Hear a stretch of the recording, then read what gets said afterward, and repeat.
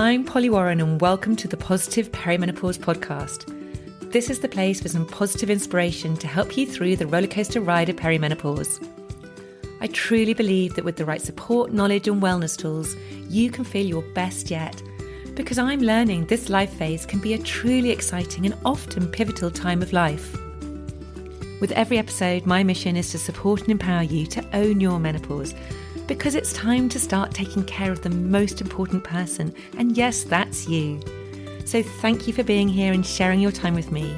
Now let's dive in.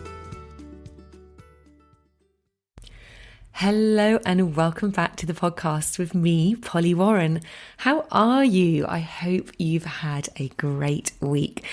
So this week, as I record this, is a big week in my house. So last Saturday was my husband's 50th birthday. We did celebrate it going to Ibiza last month, but it was finally here on Saturday and we ended up actually going to a Halloween party, which was really good fun. And I ended up wearing, and I shared this on my Instagram feed, I don't know if you've seen it, I ended up wearing a very, very short, very tight red sequin dress I bought quite a few years ago now. I bought it from a charity shop and I'd never worn it because I just thought, no, too old, can't wear that. But for some reason on Saturday night, I got it from our dressing up box and I put it on and I was like, yeah, do you know what? I'm going to wear that. Okay, to be fair, I did have a kind of a red cape over the top, but I wore it and I felt really blimmin' good in it. And it just really did remind me that it's how you feel from within that is important. It's about feeling good in your own skin and not worrying about what everybody else thinks. And this is something, my goodness, I have struggled with all of my life. And I now know that all the daily practices and all the wellness tools I know help me to really feel good about myself and to feel not only good with my health, but to feel good with the person who I am and feel really aligned to the person I am. And all of this I will be teaching you in my program, Metamorphosis. Okay, it is going to help reduce and even eliminate menopause symptoms, but more than that, it's going to really help you rediscover the person who you are and to feel good in your own skin. So there's only a couple more days left to sign up. The doors to the program close on Friday, end of Friday. So if you feel like this is something which you could really do within your life, then I would absolutely love to hear from you. It starts next week, which is the week beginning the 7th of November. It will run for 10 weeks with a 2-week break for Christmas. So yeah, if you fancy it and if you've been sitting there going, oh, I'm not sure, why not give yourself an early Christmas present and take the plunge? It might be the best decision you've ever made.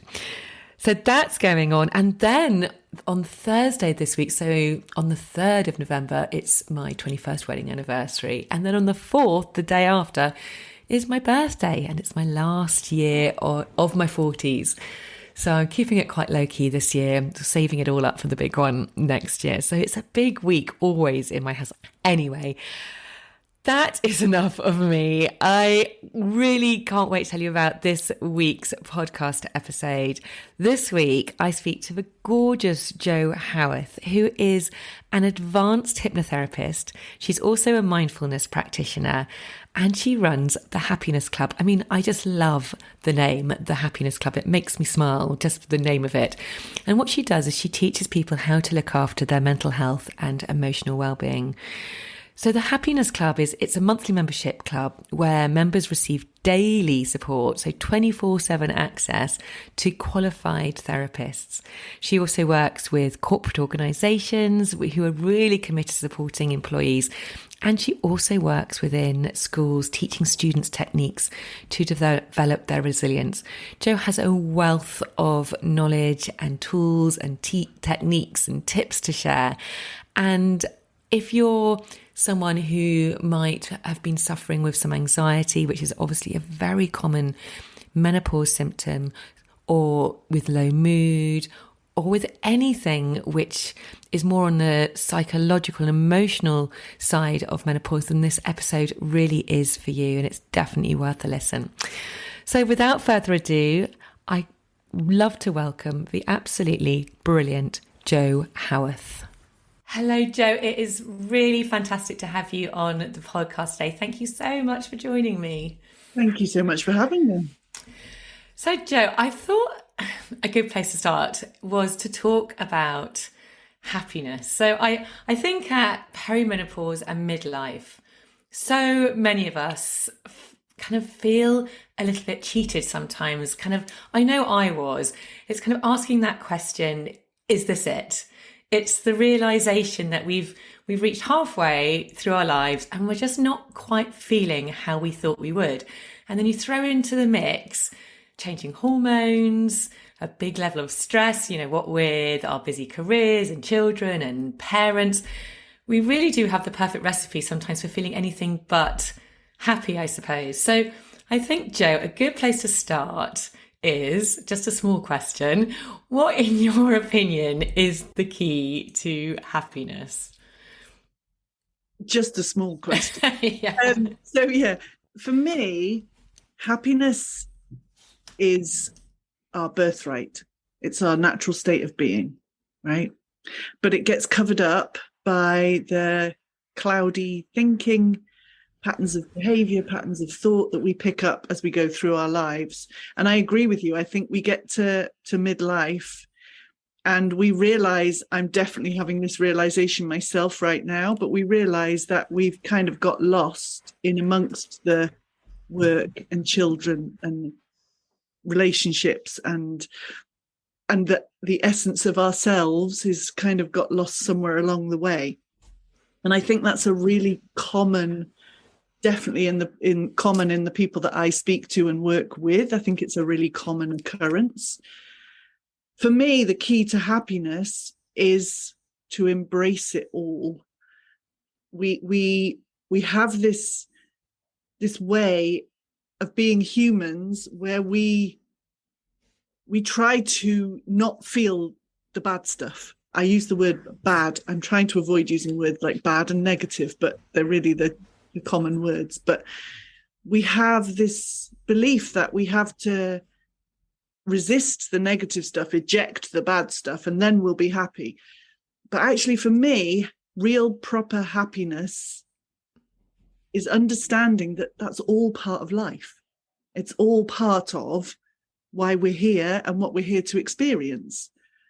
And the more you open yourself up to allowing all of it, allowing yourself to experience all of it, the good, the bad, and the ugly, as they say, the more you move towards a level of contentment, generally, that even when you're going through something difficult or those hormones are playing up or you're experiencing stress, you understand that it's temporary, that it's part of the ebb and flow of life, that you'll come out the other side, that the sun will shine again.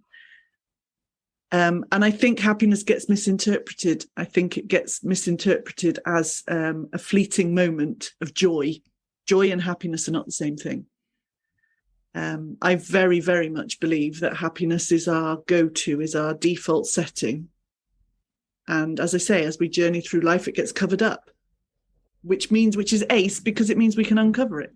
Yeah, I really love that. And yet you're so right. Happiness is our default setting. If we think of a newborn baby and children, they're just full of happiness. They don't have this, they don't get born miserable. Okay, they have their moments of crying, but that joy in the simplest of things.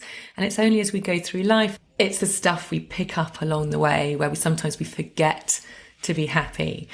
And I agree. The embrace it all is so important. Sometimes we feel like, oh my gosh, I've got all these other emotions, these not so positive emotions, and we try and almost push them down. But it's a bit like whack-a-mole, isn't it? They're going to pop up somewhere else in our life. So we have to feel them. We have to embrace them. What are some tools someone could use initially if they're feeling a little bit flat at this stage, which is, there are so many things that we can do if we're feeling flat, particularly perimenopause? And there are many reasons for this, and some of them are very much linked with our hormones. But what are some very small steps which someone could take today to actually help themselves re-find glimpses of happiness again? Okay, so for me, it absolutely starts with that allowing piece, with allowing yourself to feel however you're feeling, whenever you're feeling it. If you referenced children before, and I mean, I've learnt more from my two daughters than any teacher has ever taught me. And one of the things that I learned from them massively was about being in this moment, this one right now, and allowing myself to feel however I'm feeling. You watch a toddler, it's a masterclass in how to live your life, right? It's 1 second, something isn't going their way, and they have the world's most enormous tantrum, and 5 seconds later, they're running around the garden with delight. That is absolutely, I mean, it's slightly extreme in a toddler, obviously, but that is absolutely the starting point for me, is to allow yourself to feel whatever you're feeling right now. And we don't want to, because some of the things we're feeling don't feel very nice. Our human instinct is to push against them, is to resist them, is to stop them, is go, no, I don't want to feel you. You can go away. Thanks very much. But in that resistance, what we're doing in that resistance is creating our own suffering. We're creating our own angst because we think we're stopping that emotion, but actually what we're doing is holding on to it and prolonging it and making it stop in our system, if that makes sense. And so for me, the absolute first step is to just allow it, to not beat yourself up for feeling anxious or stressed or down or depressed or worried or frustrated or angry or whatever difficult emotion you're feeling, to understand that that is just part of being a human being. It's okay to feel whatever you're feeling and allow that emotion to move through you so that it can move on, so that you're not holding on to it. And that almost sounds flippant coming out of my mouth.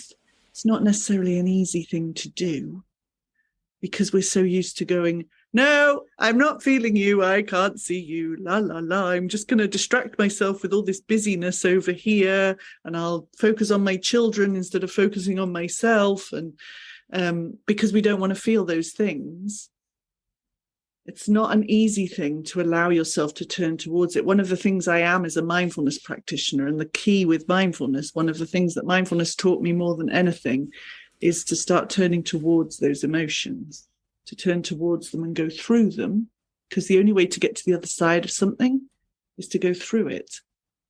There's a very famous children's book, which I always reference, called We're Going on a Bear Hunt, which I read to my kids 1 billion times when they were diddy, and never realized for a second when I was doing that it was a book about emotions. But if you've read it, the kids go on this bear hunt and they come up against all these different obstacles, a forest, a storm, a swamp. And every time they come up to one, the book says, oh, there's a forest. We can't go over it. We can't go under it. We can't go round it. We have to go through it. There's the swamp. We can't go over it. We can't go under it. We can't go around it. We have to go through it.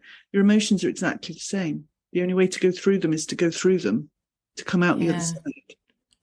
Oh my gosh, do you know what? I have read that book 100 times. I was a teacher. I've done all the actions to that book. I have never, ever thought about it in terms of emotions. And it is absolutely true, isn't it? I love that. Yeah, you do have to go through it. And I think part of that, though, as well, is that as you mentioned, mindfulness, it's about becoming aware of that. So that whole mindfulness practice helps so much, because then you're aware of what you're feeling, rather than being kind of totally reactive to it.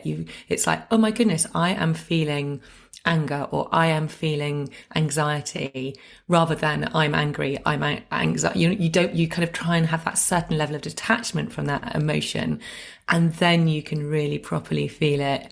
And kind of ultimately let it go. And it is so freeing, isn't it, when you can do that?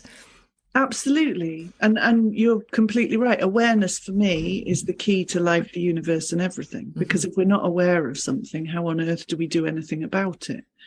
And it can be quite painful when you first become aware of something. When I was first training in mindfulness, and obviously having to put mindfulness practice into my life, the first couple of months was agony. I mean, I'm not going to sugarcoat it, right? It was agony because all these things coming up that I had pushed down for so long, coming up to the surface it wasn't a pretty sight. But again, it's having the awareness that they're there, allowing myself to move through them, allowing them to be there, allowing myself to experience them. And so then I could come out the other side of them.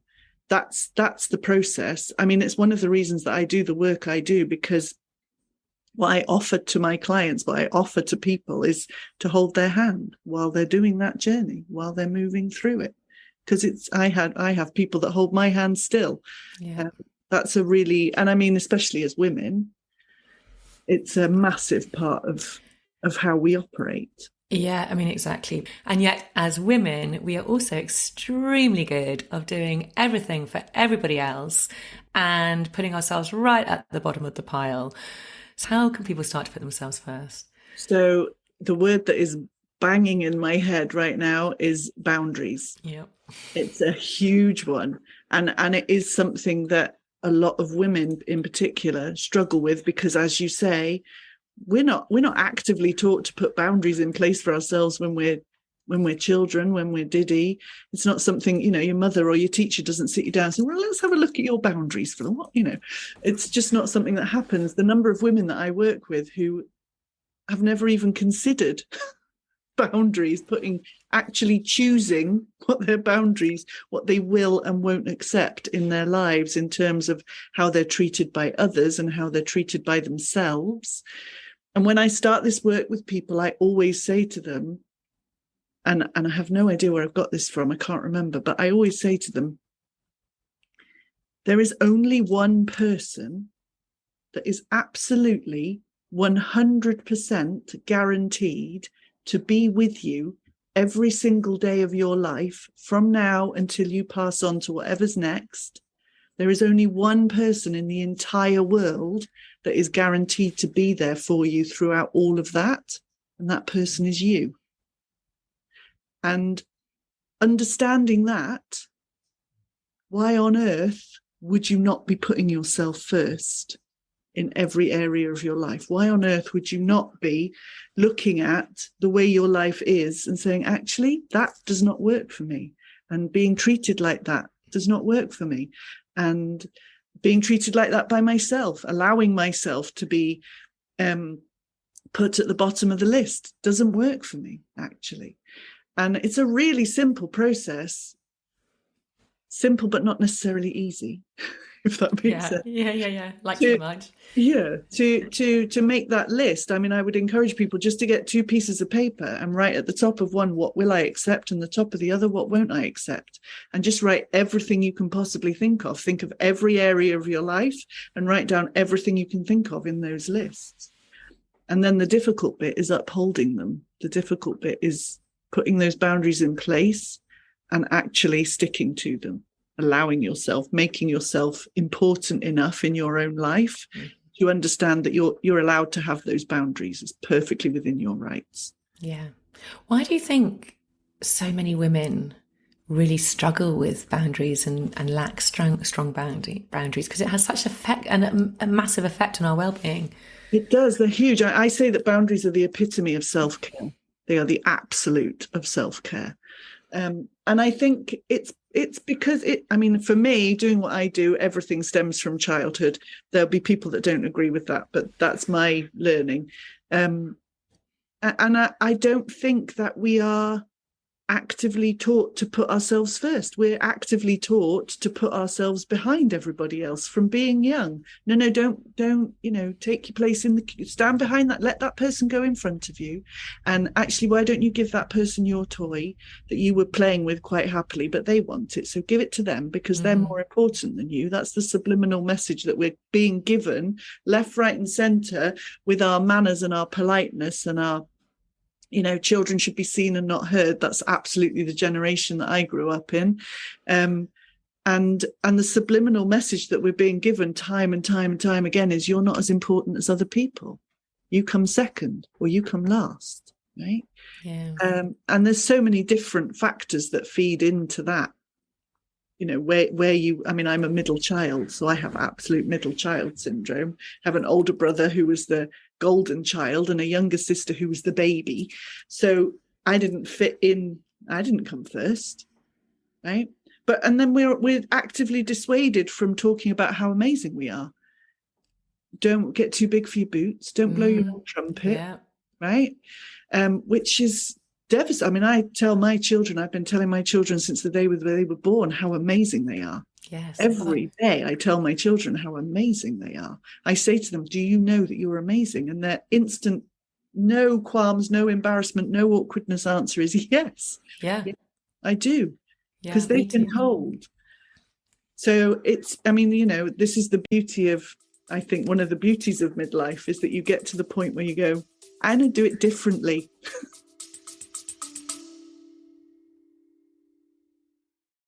A very quick break to ask you to hit the follow or subscribe button if you haven't already. And if you're enjoying this episode, I'd be super grateful if you could hit those stars and rate it too. Thank you. Yeah, I think that's so true, isn't it? It's sort of the rose-tinted glasses have come off and it's like, right, yeah, I can do it my way. Yeah, and I do think also we've obviously had our role models of, I know from my family, all the women in my family, they were mostly stay-at-home mums and they were very obedient and, so all that role modeling, there's sort of all that's so inbred and so patterned into us. But I do think hopefully these generations coming, our generation, the ones to come, are really challenging that social norm and, we're not putting up with it anymore and it needs to change. I agree. And I think one of the people that poo-poo this kind of thinking, and want to quash it, will say things like, well, that's just selfish. That's just awfully selfish. How can you live your life being so selfish? And the misunderstanding is that you put those boundaries in and you uphold them without compassion for anyone else. And that's not at all what it is. You can absolutely have your own boundaries and live your life according to what you want and still have compassion for other people and still have consideration for other people. But just doesn't mean that you have to come after them. That's all. Anyway, when you do have those boundaries in place, you're in a much better place to be able to support other people, aren't you, than if you don't and you're absolutely depleted and bitter. And I know I was at one point in my life. I felt like I was doing everything. I was doing everything for everybody, but I was absolutely run ragged. And I felt bitter and angry and just had no energy and it wasn't helping anybody. I'm a much better parent now that I have space and time and, I've created that for myself. So yeah, it's so important. I didn't ask you, Jo, I'm going to go backwards now in my interview, how you got to do the work that you now do. Is it your first career, second career, third, or are you like me on your third career? Actually, it is my third career. I've never thought of that before. Yeah, it is my third career. I started off wanting to be a world famous actress. That's where I wanted to be. And I ran my own theatre company for the first 5 or 6 years of my, after I left university. But I didn't have the self-belief or the confidence to actually do it properly.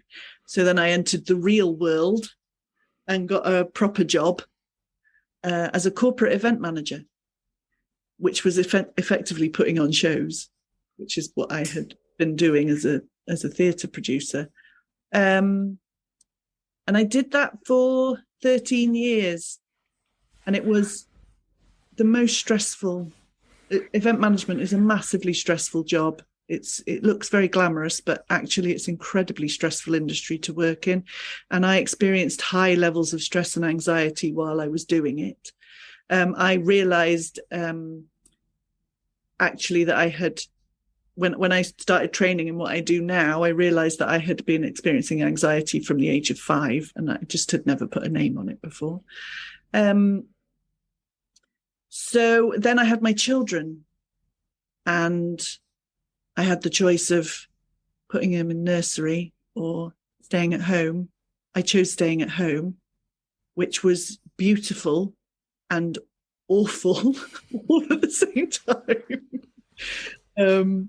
I adore my children. They are the things I love more than anything in the entire universe. I gaze at them with awe and wonder every single day. That I've had anything to do with their creation just blows my mind. And yet I struggled massively when they were really small. And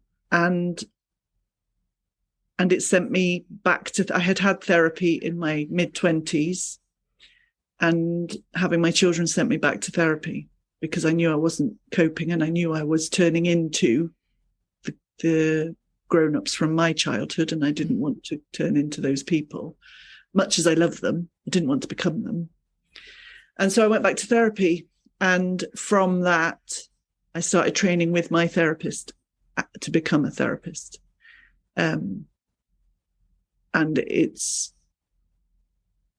totally transformed my life because I work on myself constantly, continuously. I know that I always will. That for me is the point of life, is for me to grow and expand and develop. And there's always stuff. And I think that's one of the pressures that we put on ourselves, again, as women. I can really only speak about being a woman. But we feel like we should be sorted. We should be done. And there is no done. There is no finish. It is, for me, it's a lifelong journey. Yeah. Hesitating to use the word journey because I sound like I'm on the X Factor, but it is a lifelong journey, and I love that. The thought of that used to make me go, oh God, is this never done? But now it's like, oh my word, what more can I discover? Mm-hmm. What more can I release? What more can I let go of? And how is that going to help me to grow and expand and become more? For me, it's about becoming more. Yeah, and I do think I know when I hit my 40s, that was really the start of a huge pathway of self-development, which I'm on. And I agree, I absolutely love it. I'm absolutely in and I'm hooked.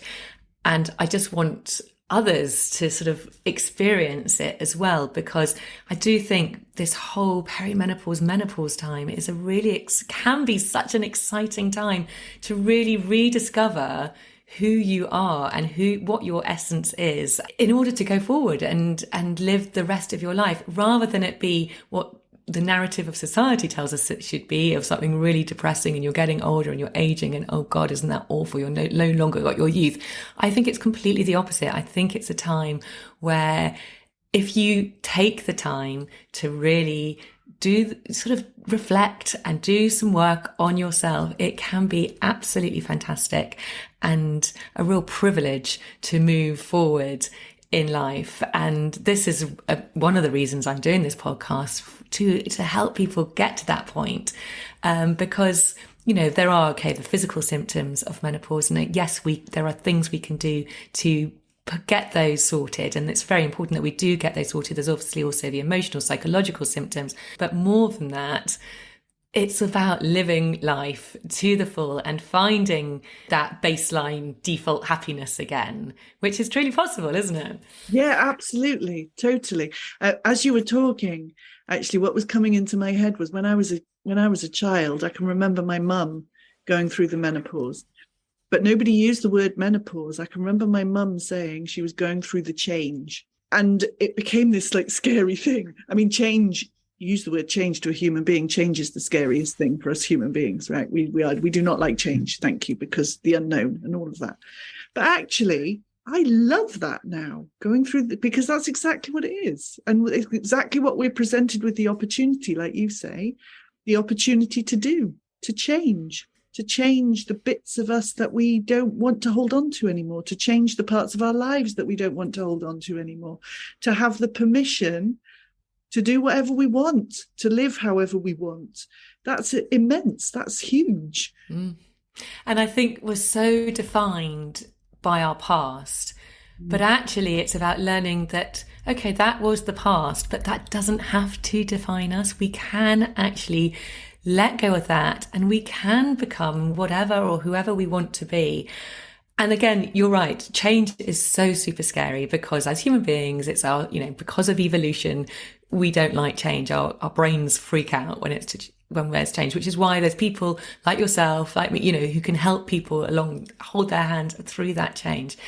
But there are steps you can take. We have got those patterns totally embedded into our neural pathways, but they can be changed. That's the beauty of our brains. They are so malleable, and we can let go of old stuff, and we can create new pathways, new patterns. And it just takes a bit of time and a little bit of work, but it is truly possible. I think it's important that people know that they don't have to constantly hold on to the stuff which isn't serving them anymore. Okay, so let's move on. So let's think about stress and anxiety. These are two big things which I think so many people experience, particularly at midlife. Let's talk about anxiety, I think, because it is a very common menopause symptom. What would you suggest someone can do if they're experiencing anxiety? I mean, I know that it's something which can, again, take you out of kind of rational thinking. You can go down into that negative spiral of thoughts. Have you got any tips on how we can actually break that cycle and, again, start rebuilding so that we can get control of it again? Yeah. Definitely. So anxiety is one of my specialisms because it's where I come from. I totally understand it. I understand how it feels. I understand all the character quirks that it can bring, personality traits that it can bring with it, as well as the actual physical feeling. When we're experiencing anxiety, we are not in this moment. Anxiety is a future-based experience. When we are experiencing anxiety, we are actually living in some sort of imagined future in our mind. And as human beings, what we do is we have a thought, or someone says something, or someone does something, or we do something, and it triggers a thought that we hold on to, that we, like you just said, we go off down this path into the future with more thoughts about the same kind of thing, growing and growing and growing in our mind. And we trot off down this path into the future. And at the end of that path, there's about 60 billion possible outcomes, only one of which is even vaguely positive. The rest are utter disasters. We pick our favorite disaster. We convince ourselves that that's what's going to happen. And we fixate on it. Now, your subconscious mind has no actual concept of past, present, future. It just thinks whatever you're focused on right now, it thinks that is your reality right now. And so if you are off on this path into the future, looking at that disaster that hasn't actually happened, but if you're looking at that disaster, your subconscious mind will produce the emotions to go with that in order to keep you safe. Anxiety's job is to warn you that you are in some kind of danger. Its job, it sounds backwards, but its job is to keep you safe. So when anxiety turns up, it's because you're not living right now here where you actually are. You're living in the future in some imagined catastrophe. I always tell a story about my two daughters when they were at primary school. They're at high school now. On this one particular morning, we were late for school. So we drove literally 5 minutes round the corner. Terrible behavior. But anyway, we drove round to school and we got out of the car and my youngest daughter was on a wind up. So she did that thing, when you walk right in front of someone else so they can't walk properly behind you. She did that to her sister. So she just kept walking right in front of her older sister, just trying to wind her up. And my eldest daughter was so focused on Gracie, her sister, and what she was doing and how annoyed she was getting with her. She tripped over a stone. And she managed to right herself, right? She didn't actually fall, but she managed to catch herself and bring herself up. But she went bananas. And she was like, oh my God, Gracie, I can't believe you were doing that. You made me fall. And if I'd fallen, I would have split my knee open on that rock there, and there would have been so much blood. And then Mummy would have had to take me home again. I would have been crying so much, and and she made up this entire story about what would have happened if she'd actually landed on the pavement, which she didn't do. But her anger and her frustration and her upsetness, that's not a word, but you know what I mean, was because of what she was imagining could have happened if she'd actually landed on the pavement. And it's what we do as human beings. That thing that you're stressed about, that you're anxious about, 9 times out of 10 hasn't actually happened. It's only happening in your mind. And it feels really real because your subconscious mind thinks you're experiencing it now. And so it's producing anxiety to say, oh, you have to stop. You have to stop what you're doing right now because you're in danger.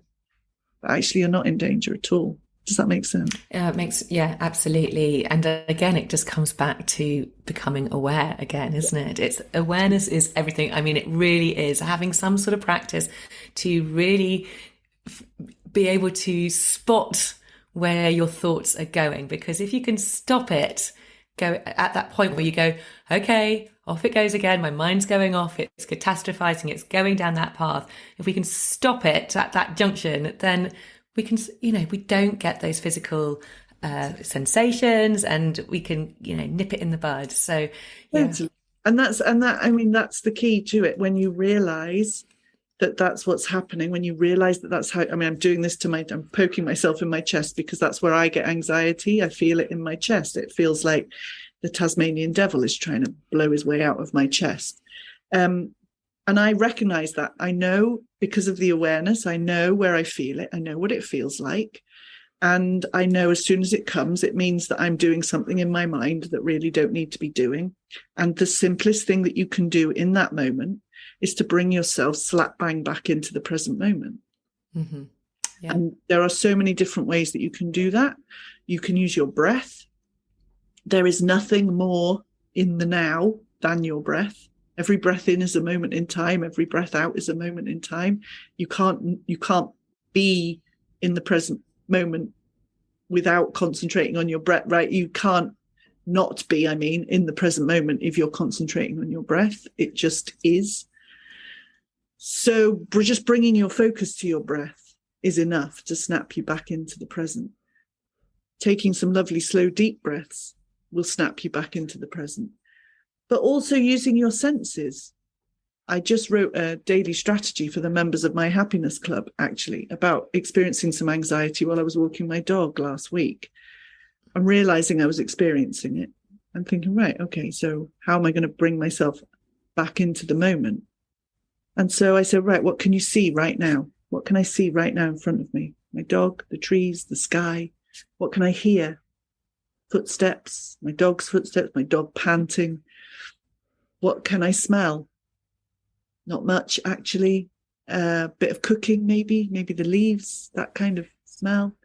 And I just worked my way through every single one of my senses to see what I could taste right now. Not much, but I've got dry mouth. But it doesn't matter what the answers to those questions are.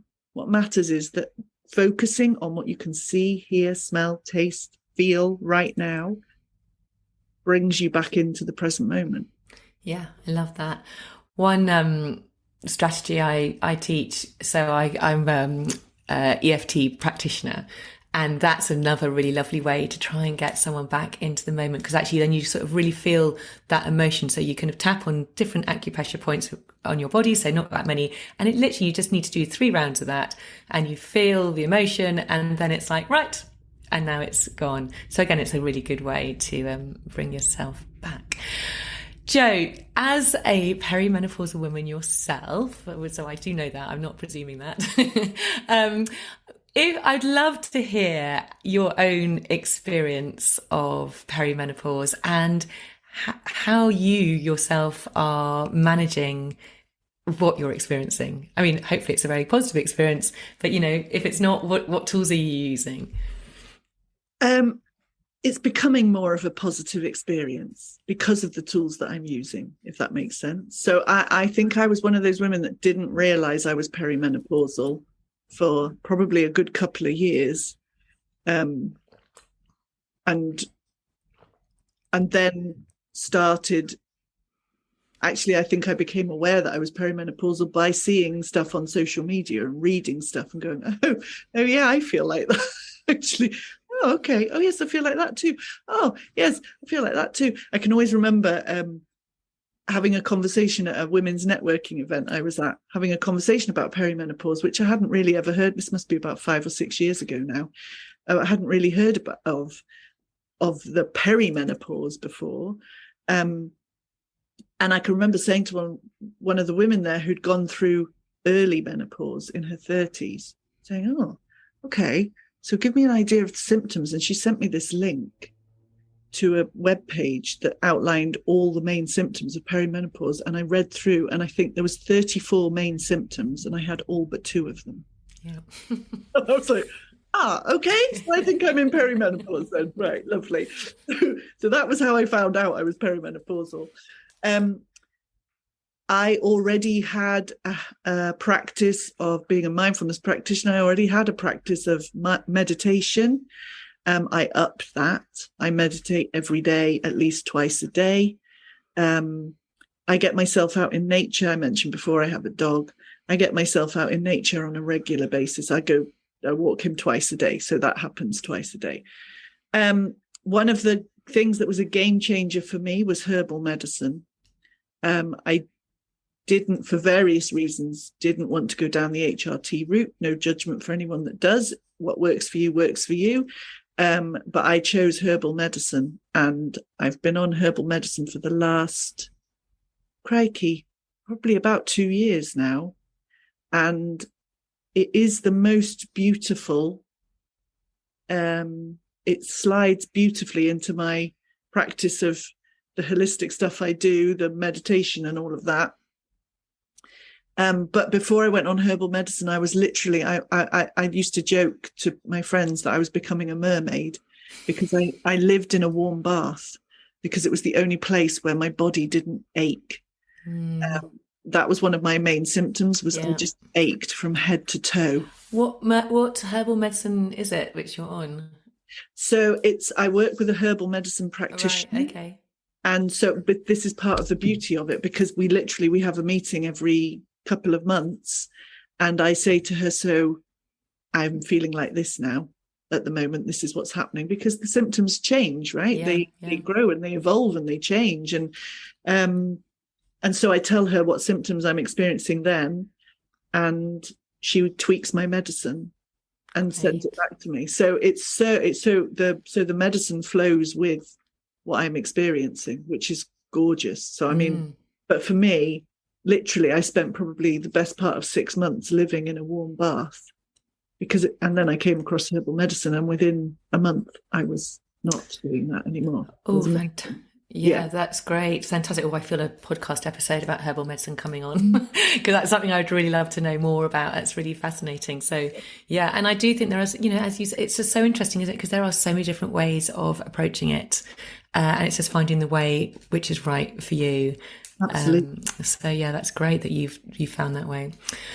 To finish with, I ask my guests all the same question. I wonder if there was one actionable, practical tip that you could give the listeners for them to have a really positive perimenopause, what would that one tip be? Okay, so it would actually be one of the techniques that I teach my clients, which is one of my absolute favorites, and it's called the GLAD exercise. And you very simply sit down at the end of your day, you reflect back over that particular day, and the rules are because there are always rules, Polly.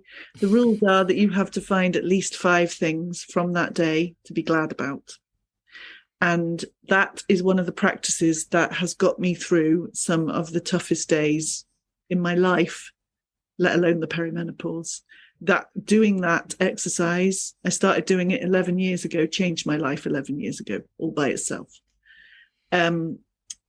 We do not put our focus on the good stuff. We put it squarely on the bad stuff. We are wired as human beings to see and hold on to the negative because it keeps us alive. It's a survival technique. But what that means is we walk past all this beautiful, amazing stuff that's in this world and in ourselves and in the people around us. We walk past it with blinkers on every day. And what the GLAD exercise does, really, really simply, is start making you notice that amazing stuff. It will blow your mind. You just start to build up an appreciation of everything that you're experiencing, everything that you are, everything that life is, and it will change your outlook on the whole thing. Love it so much. And there, someone might be going, oh, but what if I've had the shittest day and there's nothing good? There is always something good. It could just be the lovely coziness of your bed. It could be the fact that the sun rose today. It could be, couldn't it? It doesn't have to, there's always something, always something. Always, yes, totally. Even in the day from hell, there's always good stuff. We're just not trained to find it. That's all. Yeah. Jo, thank you so much for coming on the podcast, for your time. It's been so lovely to talk to you. And if anybody would like to find out more about the Happiness Club or what you're up to, where can they come and find you? So the best place to find me is on our website, which is thehappinessclub.co.uk. And it's been lovely chatting to you. Thank you so much. Thank you so much. I hope you enjoyed that episode as much as I did. And yes, I challenge you to try and do that GLAD exercise every day for a week and really notice how it makes you feel. It can really be enough really to shift your energy so that things do start to feel much more positive. I just want to say a massive thank you for your time. And if you're still listening at the end of this podcast, I really am so grateful. It means the absolute world to me. And if you did enjoy this podcast, if you could go over to Apple Podcasts and leave a review, that would just be amazing because it really helps get this podcast out there, and it will then mean that more people get to hear it. And that is my mission. If more people can hear these podcast episodes, then the better, because it means that women can hopefully access some of the tools and techniques which will help them have a positive perimenopause. Also, I'm going to put all of the links in the show notes. And I just wanted to say that if my group program Metamorphosis isn't right for you and a better option would be to work one-to-one, then I have a handful of spaces at the moment which would provide a much more bespoke offering. And the idea with this is to really help you move forward with your health goals, with your menopause, and help you rediscover the incredible woman you are. And actually, we can maybe even start then, once you've got all of that under control, looking at the bigger picture of your life. So if that sounds something which is better for you than a group program, then please do get in touch and we can talk through it and see if it's a good fit. All right, that is it for this week. Thank you so much for listening. All that is left for me to say is have a wonderful rest of the week. Bye.